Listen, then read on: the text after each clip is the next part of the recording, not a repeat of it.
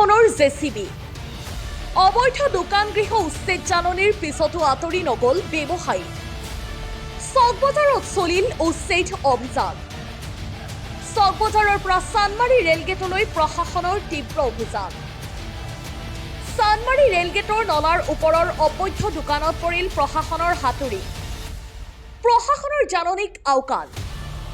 তেজপুৰৰ চকবজাৰ আৰু কবৰখানাতো চলিল জেচিবি তেজপুৰত পুনৰ জিলা প্ৰশাসনৰ তীব্ৰ উচ্ছেদ অভিযান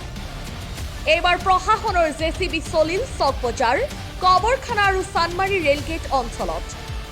প্ৰশাসনৰ তৰফৰ পৰা কেইবাবাৰো জাননী জাৰি কৰাৰ পিছতো একাংশ ব্যৱসায়ীয়ে চকবজাৰ আৰু কবৰখানা অঞ্চলৰ পৰা নিজৰ অবৈধ নিৰ্মাণসমূহ আঁতৰাই নিয়া নাছিল ফলত আজি জিলা প্ৰশাসনে কঠোৰ স্থিতি গ্ৰহণ কৰি জেচিবি ব্যৱহাৰ কৰি এই অবৈধ দোকানসমূহ ভাঙি দিয়ে ইফালে চানমাৰী ৰেলগেট অঞ্চলতো নলাৰ ওপৰত অবৈধভাৱে নিৰ্মাণ কৰি ব্যৱসায় চলাই থকা কেইবাখনো দোকান প্ৰশাসনে উচ্ছেদ কৰে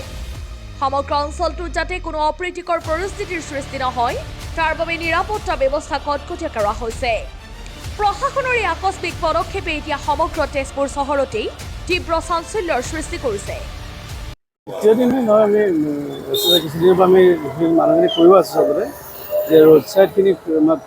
খালী কৰি দিব লাগে বা ফুটপাথখিনি খালী কৰি দিব লাগে ইয়াত এটা ড্ৰেইনৰ মুখত দোকান এটা বনাই থৈছিলে অলপ মিউনিচিপালিটি বহুত দিনৰ পৰা পোৱাৰ পাছতো হোৱা নাই গতিকে আমি ড্ৰেইনটো আধৰুৱা হৈ আছিলে দহুৱাৰ ফালৰ পৰা বনাই আছিলে গতিকে সেইটো আমি ক্লিয়াৰ কৰি দিয়া হ'ল তাৰমানে কাৰণ মানে পানী যোৱাৰ মানে আগৰ ফালে ড্ৰেইন আছে পিছফালৰ ড্ৰেইন আছে মাজত মানে ব্লক হৈ আছিলে এতিয়া আমি ক্লিয়াৰ কৰি দিয়া হ'ল আৰু কালি আমি মছজিদ গলি ফালে গৈছিলোঁ সেইটো ফালে কালি কিছু দোকান ভাঙা আছিলে তেওঁলোকে